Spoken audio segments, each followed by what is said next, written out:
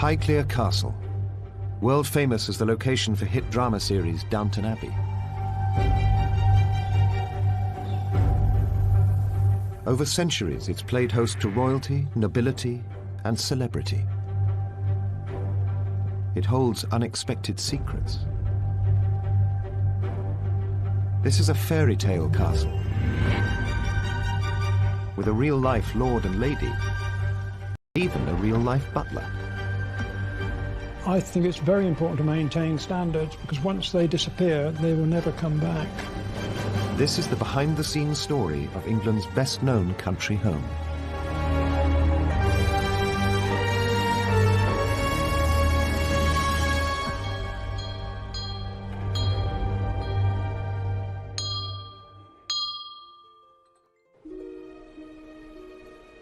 "70 miles west of London lies one of the great estates of England, Highclere. A country house nestling in 5,000 acres. That's 5 times the size of New York's Central Park. Highclere is the location backdrop for the successful television period drama Downton Abbey. And walking through its doors is like walking onto the television set.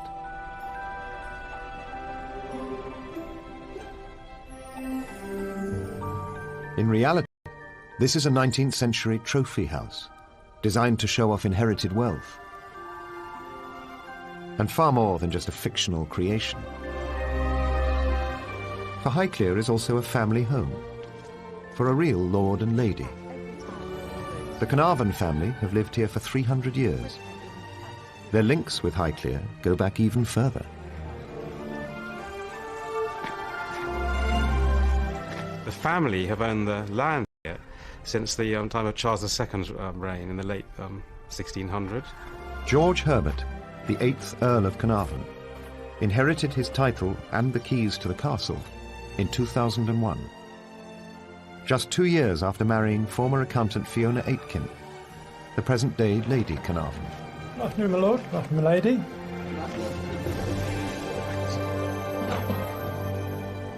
I met my husband at the end of '96. I first came in January '97. But you don't know when you turn up you're going to end up marrying. You're just a guest. And I came for a shooting party, and we then were together for a couple of years before we got married. Lady Carnarvon married into a classic English fairy tale life, complete with servants, because an estate like Highclere doesn't run itself. Oh, how wonderful. Dunk, actually, then I'd be really happy.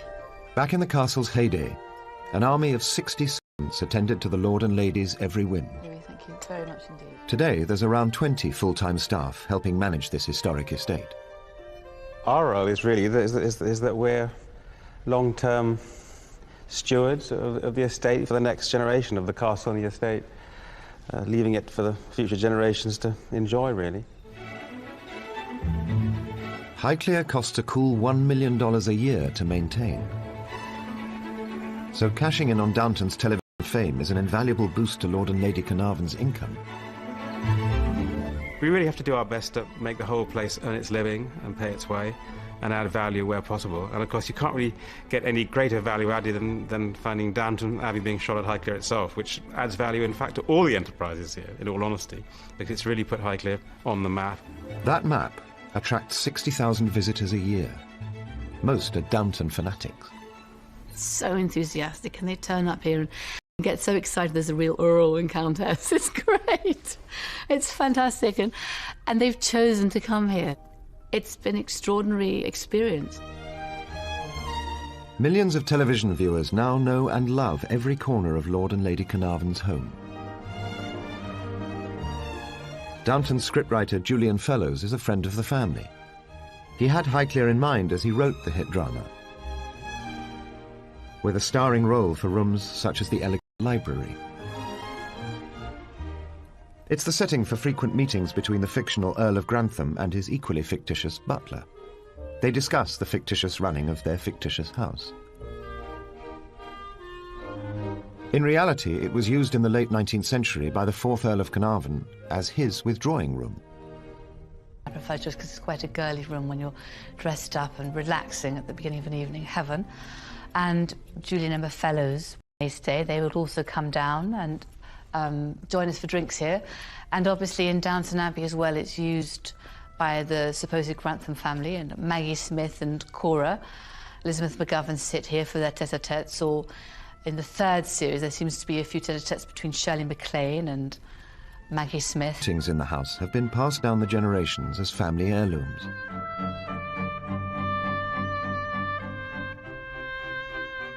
The children of the first Earl of Carnarvon hang over the fireplace. In Pride of Place is Lady Carnarvon's Pride and Joy, a 19th century family heirloom.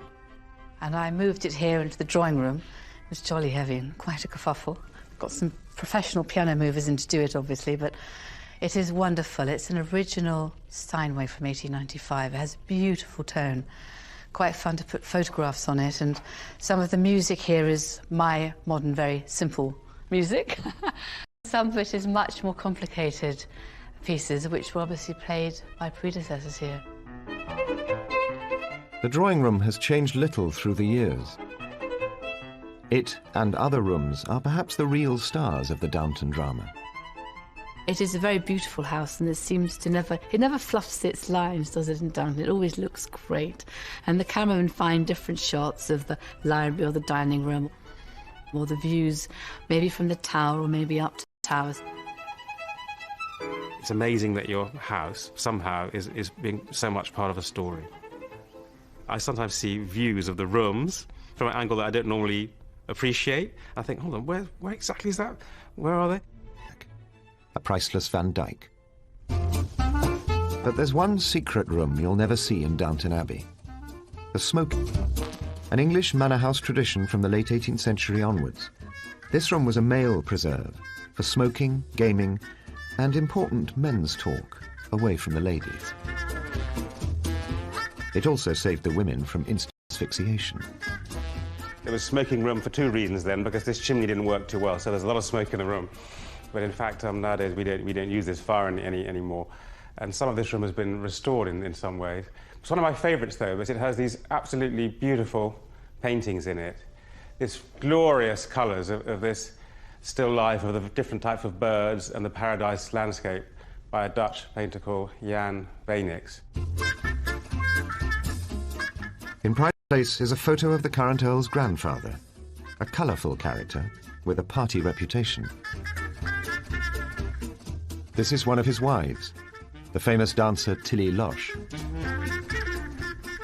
My grandfather, he loved this room, and he loved being in these leather chairs here. In fact, he spent much of his life around this part of the castle.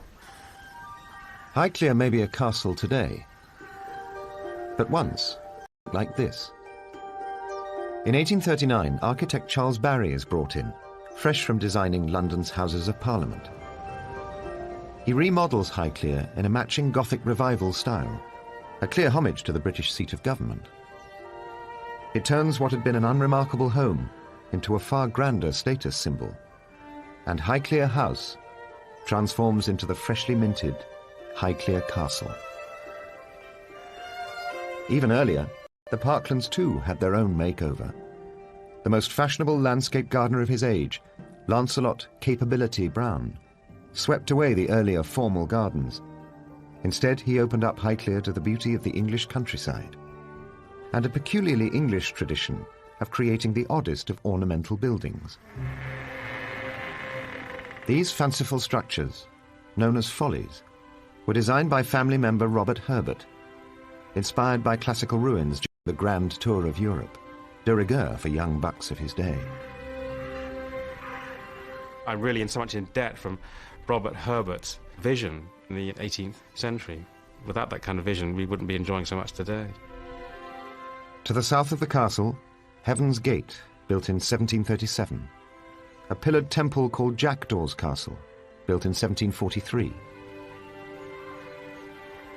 And to the northeast, overlooking Dunsmuir Lake, the romantic but utterly pointless Temple of Diana. Everything about the sprawling The mile-long drive to the house winds its way past 56 cedars of Lebanon, planted by the first Earl of Carnarvon over 3 centuries ago. Such planning takes time. Well, we're just coming into the main part of Lime Avenue, where most of these lime linden trees were planted at the time of my grandfather's birth in 1899, and most of them are still going strong today. Despite this tradition of planting for the future, not even an historic estate like Highclere can survive unchanged. Ever-rising maintenance costs and taxes have chipped away at the landholding.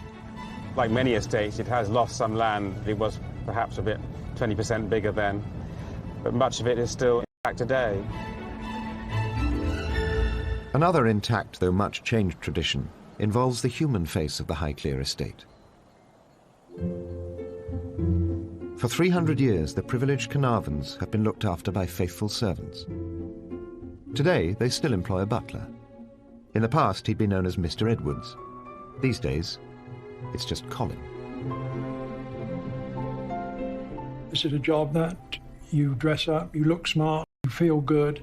And if you feel good, you can do your job better, I think. The role of the butler nowadays differs quite enormously from what it was in Downton's days. In those days, they looked purely after the family. No, I think in the Downton era, it would have been completely different. I'm quite envious of Carson. Today, it's all about multitasking. In the summer, Colin also works in the visitors' ticket office, when he's not looking after the family.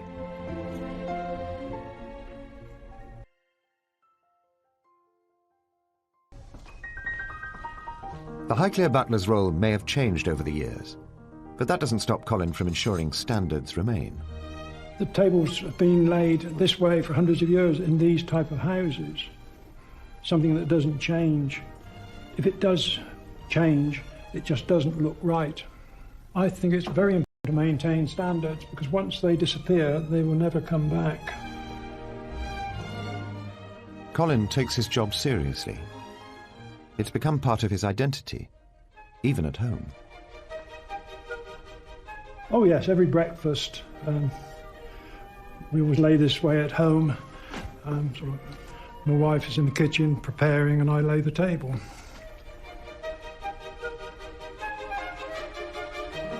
So how did Colin rate his Downton alter ego? When you see Mr. Carson laying the table, he's learnt very quickly how it should be done, and I think I would employ him. Just like the fictional Carson, Colin has to take care of a variety of VIP guests. The Queen, Prince Philip were regular visitors. Prince Harry's been here, film stars. They're normal people. We treat them as everyone else.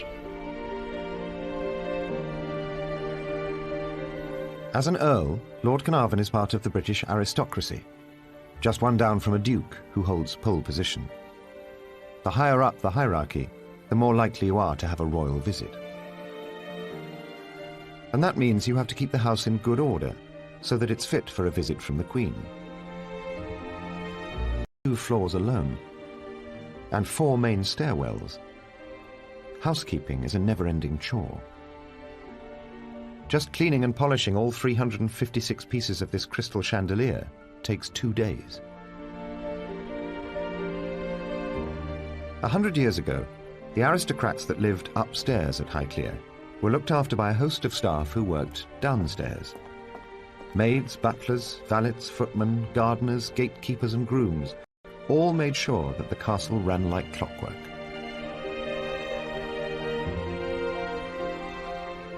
And woe betide any servant disobeying strict codes of conduct. Maids cleaned in the early hours of the morning to avoid disturbing their sleeping lord and lady. Servants must neither be seen nor heard. Cheap labour provided no motive for labour-saving devices. Everything was done by hand. Electricity came early to Highclere. In the 19th century, only the wealthy could afford it. And new high-tech devices proved handy for summoning the servants. What we have here is the bell board, which every room virtually in the castle has a button in each room which is connected to all the different little bells there. And if someone presses them, the centre then starts waggling, and you can tell which room called you. The bellboard saved servants the bother of lurking outside a room to see if they were needed, but only if they could get on more efficiently with work downstairs. A few other state-of-the-art household aids have survived the centuries. High in the tower is where unmarried maids once slept, once strictly off-limits to young male footmen, now equally off-limits to tourists visiting the castle. 3 maids shared each tiny room, never far from the call of duty. The only high-tech appliance here was to help in case of fire. The ground is a long way down, so a canvas escape chute could be hung from the window. Maids were taught to keep arms close to bodies, otherwise delicate elbows might catch in the metal hoops. Complementing the inside staff are ground staff looking after the estate.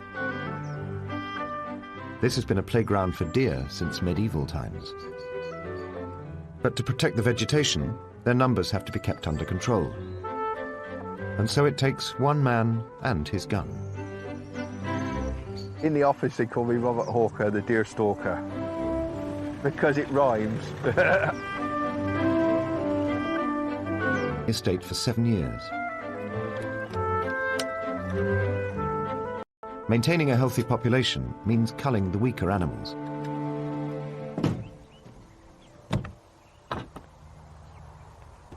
On the estate we have 3 species of deer.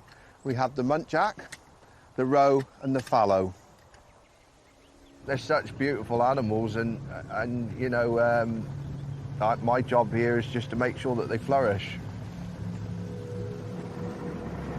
You've got to feel always, I believe, to be a true sportsman and be able to do this sort of thing, you've got to feel remorse for what you've just done. There's little hair there, tucked up under the rain. You've got to feel remorse for what you've done, otherwise you just become a killing machine. And you need to feel that. It's a lovely animal that we've culled. Just before dark, a lot of stuff moves in that last 15 minutes of daylight. That's when the possibilities go up higher for a shot. But maybe not this time. Robert didn't get to pull the trigger tonight. His deer have a lucky escape. Care for his birds. Staff room. Eddie recalls Highclere's golden era. In the old days there, it was all private. Lord Carnarvon had his guests, like he'd invite all, more or less, his old school friends all through the winter, and they'd shoot with one another. The Prince of Wales, the future King Edward VII, came to shoot here in the 1890s. That's the French with his 2 loaders and the cartridge boy, which was taken around about 1904, I think. They shot 1,600 pheasants here in 3/4 of an hour. Luckily for the pheasants, times have changed. You can't run a shoot now, not with the cost of things now. You just couldn't do it. Today, people do still come here to shoot, but as one of the estate's many business opportunities, and the visitors are more likely to be rich businessmen. Morning, Tom. Morning, Ed. Shoot went well yesterday, didn't it? Yeah, it was a good day. Plenty of birds about. They all go like that, we'll be all right. Yeah, we will. Eddie is assisted by his young underkeeper, Tom.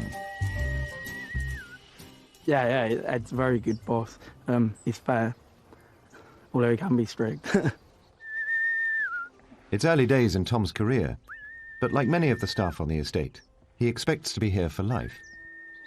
I've been on Highclere Estate as a gamekeeper for the past 3 seasons, although I did help out and do my work experience and also helped out through school here, probably a bit too... Conveniences to help.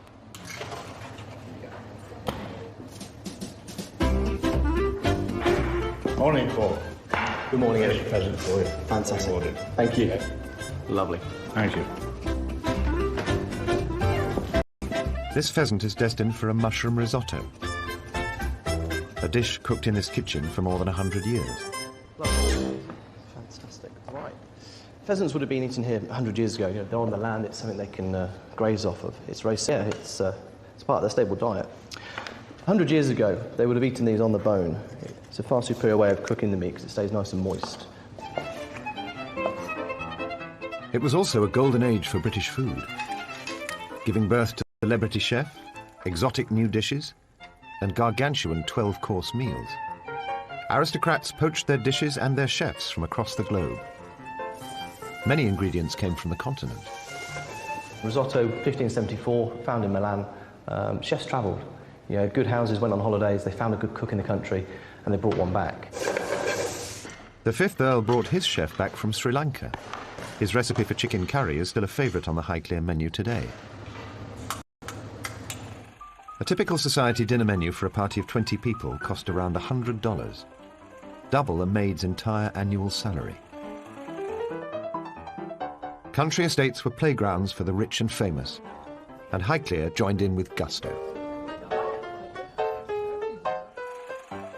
December 1895, the Prince of Wales, the future King Edward VII, arrived at Highclere for the most extravagant weekend the castle had ever seen.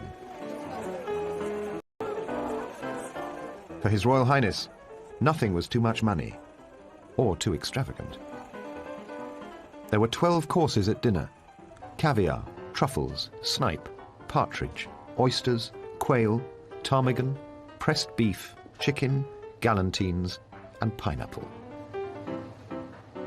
With a full belly, the king retired to his room, refurbished for his visit, with red silk walls and ornate French furniture. In today's money, the bill for 3 days entertaining royalty was an eye-watering $500,000. What do you need?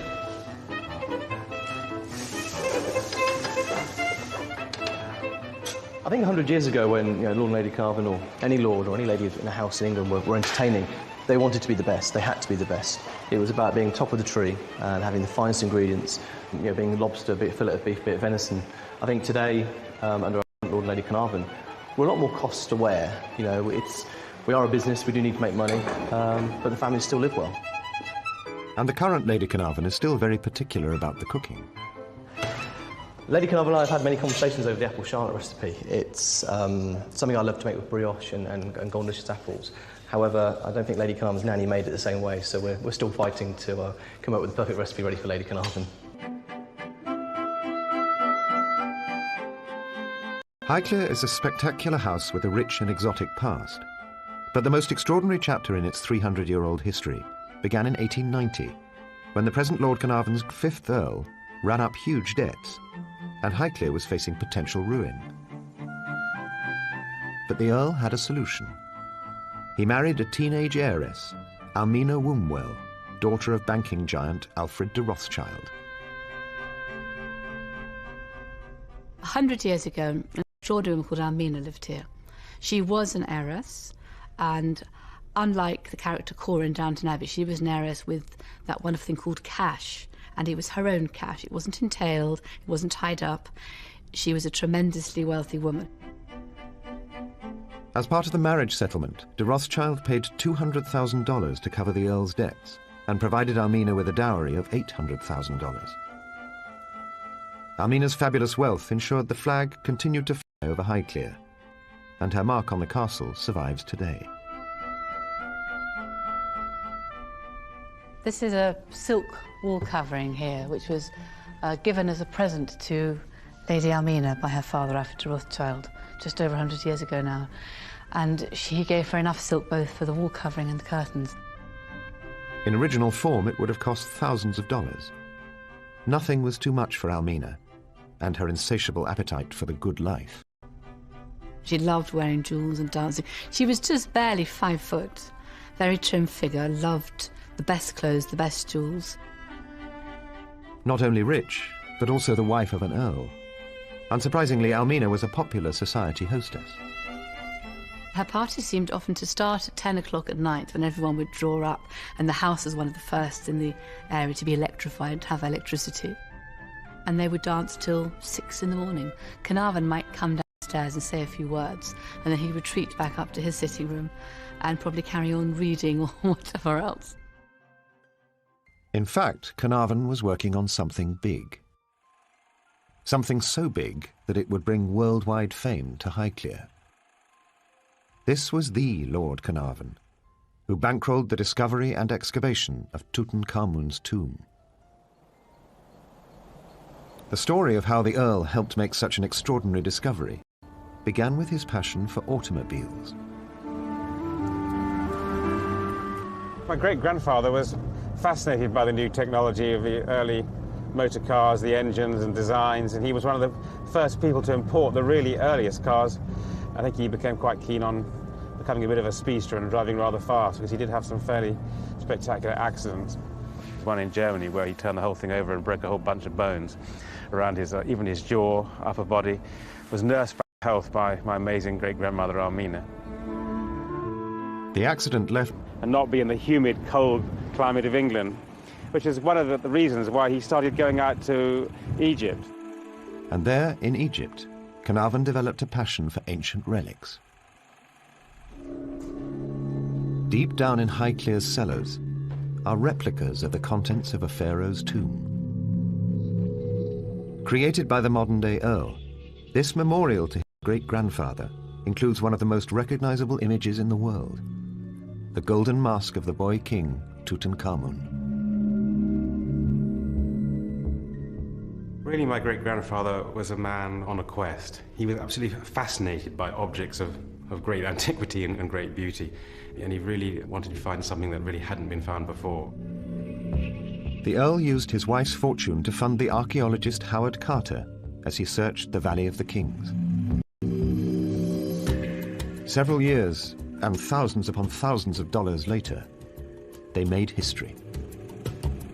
Of course, they made the fateful discovery end of October, November 1922, when one of the workmen found those now famous steps down to the rock-cut tomb. Lord Carnarvon was beside Carter as he chiseled the first hole in the sealed entrance. Carnarvon asked, "Can you see anything?" Carter replied with the famous words, "Yes, wonderful things." And of course, they came away with the greatest archaeological discovery and archaeological prize that's ever been, really. The discovery made headlines all around the world and put Highclere on the map. Highclere was completely became part of a global event with the discovery of the tomb. There was the first Pathé News cine film and all that kind of thing. It went right around the world, and everyone wanted an interview with Lord Carnarvon. But just at his moment of greatest triumph, disaster struck. Resting on the banks of the Nile, the Earl was bitten by a mosquito. Just 4 months after the spectacular discovery, Lord Carnarvon died from the effects of septicemia. Newspapers around the world blamed the tragedy on a curse from the tomb. And the hype intensified after a bizarre coincidence. As the Earl passed away in Egypt, his dog Susie, back at Highclere, howled and died at the exact same instant.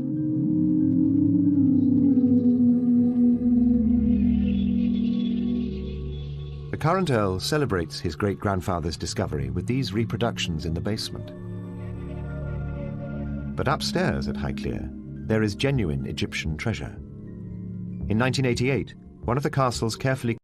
One of the really fascinating secrets of the smoking room are these extraordinary cupboards hidden here between the drawing room behind me and the smoking room, which, during my grandfather's life, lay undisturbed and undiscovered for some 62 years, and we never knew anything about it. And my grandfather was superstitious and never said anything. So after he died, my father and his butler, Robert Taylor, were looking at all the different things in the castle, and Robert says to my father, "Well, my lord, there might be some Egyptian stuff."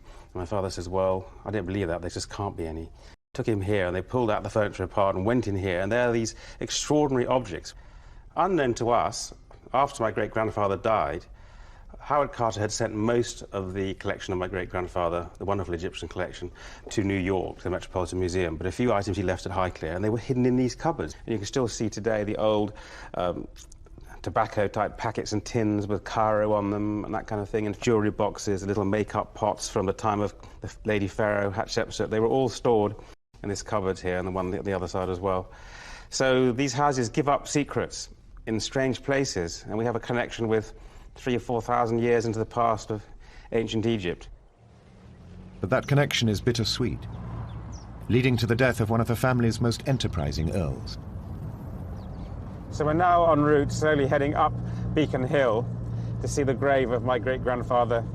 And of course his grave lies at over 800 feet above sea level at the summit of Beacon Hill, which is an ancient Iron Age fort and has spectacular views in all directions. The earl's body was brought back from Egypt and laid to rest at this, the highest point on the Highclere estate.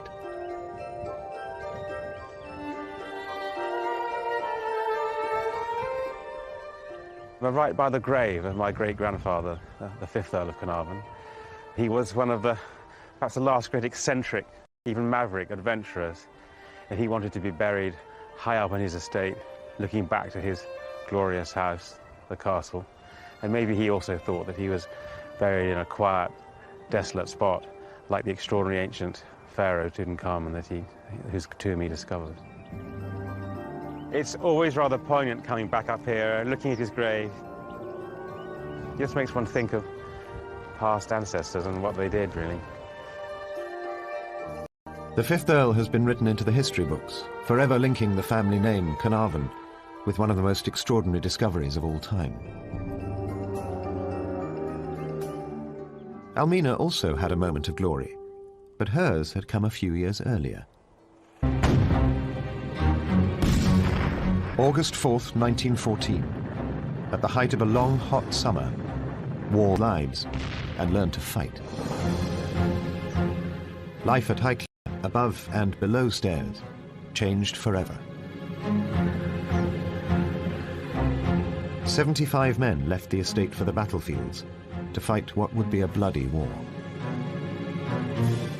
Some of the grooms were the first to enlist because they could obviously ride, and at the time we thought the cavalry was an important part of a battle plan. The keepers joined the machine gunner corps, and then some of the gardeners.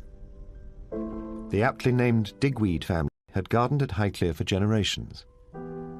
Their oldest son George enlisted with 2 other gardeners, Albert Young and Charlie Adams, though the head gardener Pope stayed behind to grow food for the estate. Yet the upstairs side of Highclere also made sacrifices. Society girl Almina set aside her life of privilege to care for wounded army officers. She had decided that she wanted to turn this house into a hospital. Almina organised doctors and surgeons and hired 30 nurses. Highclere was transformed into a makeshift hospital for hundreds of men.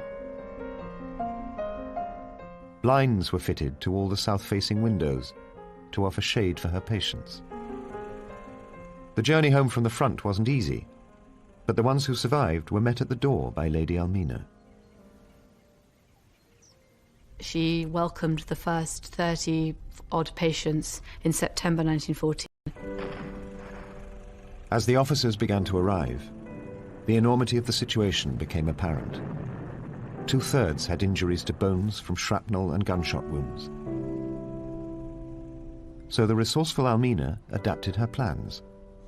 She turned part of Highclere into an operating theatre.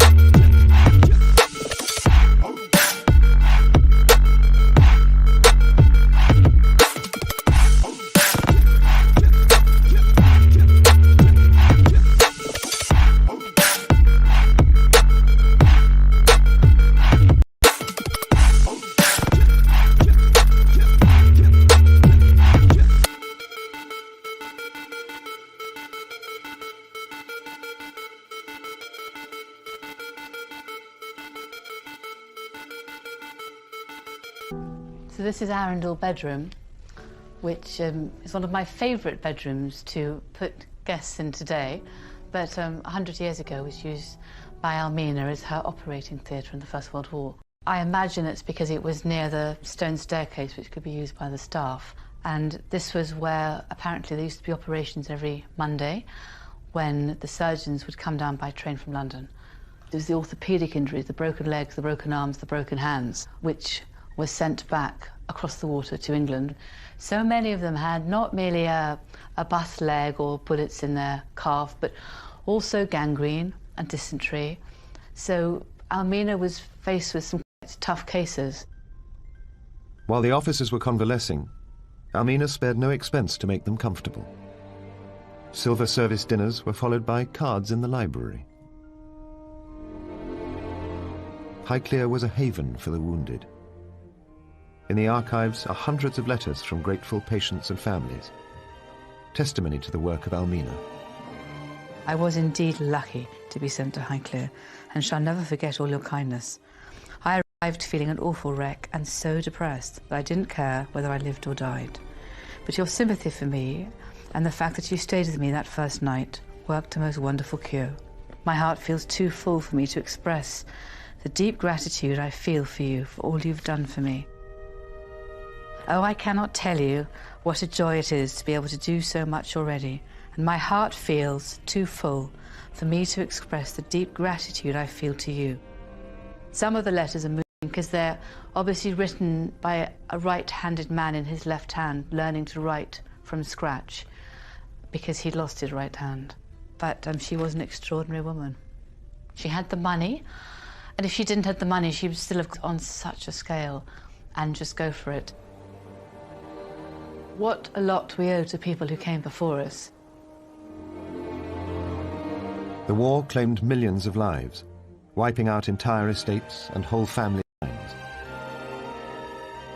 Half of the men sent off to war were dead, wounded or missing, including 13 men from Highclere.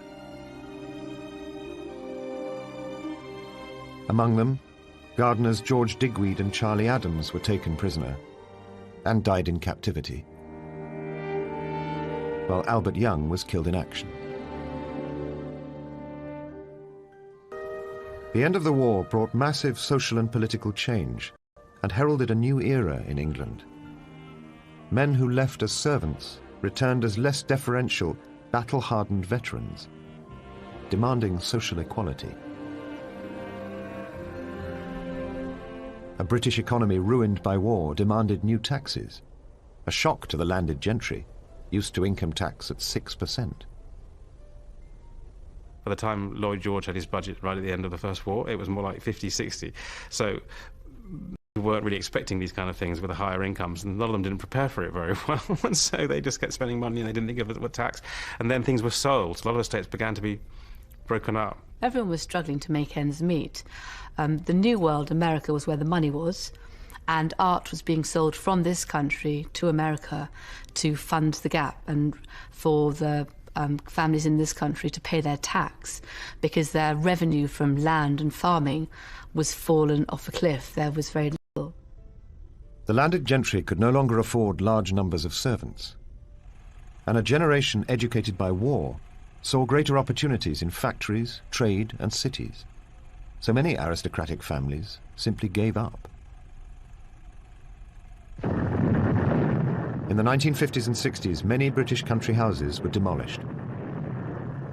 Against all the odds, Highclere survived. The present Lord Carnarvon has taken on the challenge of preserving the best of the past. But it can be a daunting task.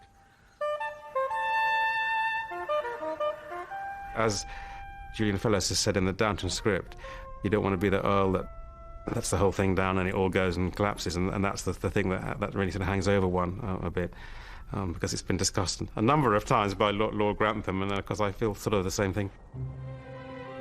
Luckily, business is booming on the estate, and the Earl has been able to spend millions of dollars restoring the castle. Inside the house, the salon with its triple height vaulted ceiling and the roof above us now over 2 years, which was a few £100,000, but we definitely had to do it, or we'd be very wet sitting here right now. It never really ends at Highclere. There's always something to be fixing, isn't there? So... Yes. I like doing the fun bits inside, but without having good roofs and good walls, there's no point, you know, making it look beautiful again. As well as repairing the fabric of the house, there are other, more unusual costs. One man's folly is another man's maintenance project. Recently, all have been restored by the Earl. But everything we do here, whether it's fixing heritage, buildings like follies, or even roofs and walls, it's all really for the long term. It's not really a short term. To pay for the long term, Highclere has become a business, mixing old traditions with a new modern twist. The land around the castle is one of the last aristocrat-owned farming estates. The Highclere estate is around 5,000 acres.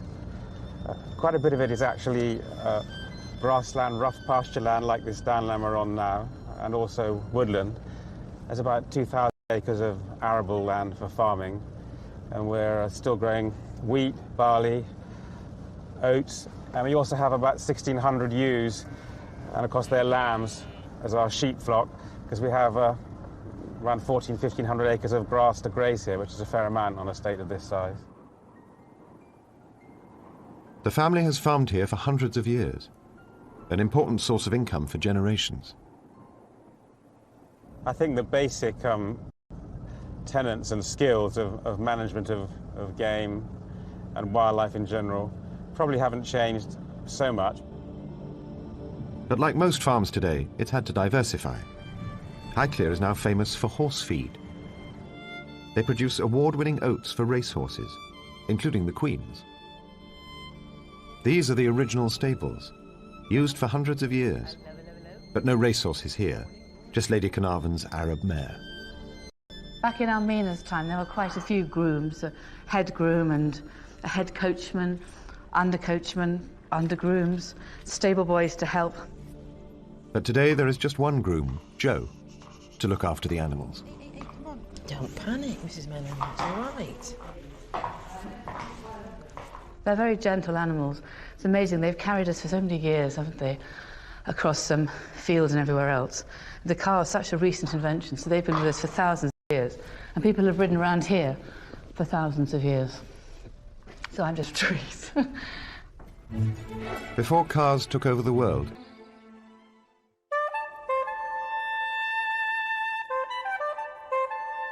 having the keys to a castle is a huge responsibility.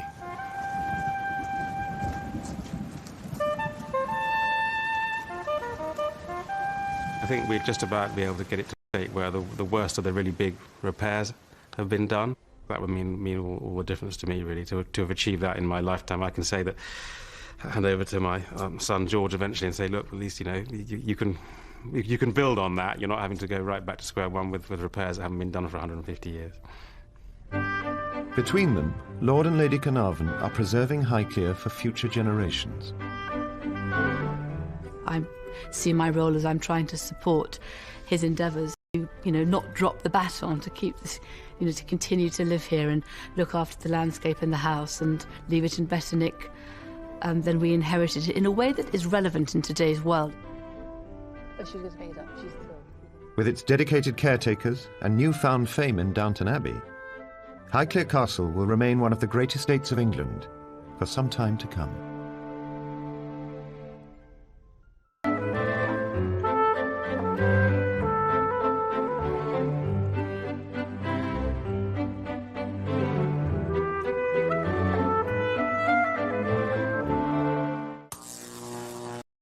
Today, but once like this.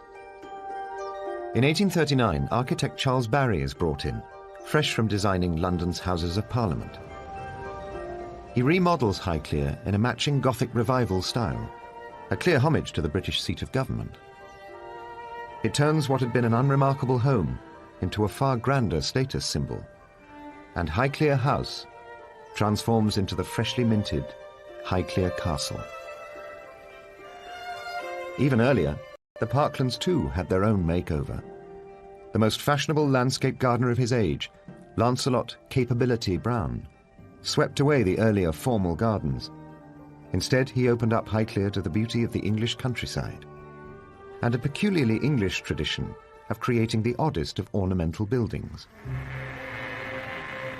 These fanciful structures, known as follies, were designed by family member Robert Herbert, inspired by classical ruins during the Grand Tour of Europe, de rigueur for young bucks of his day.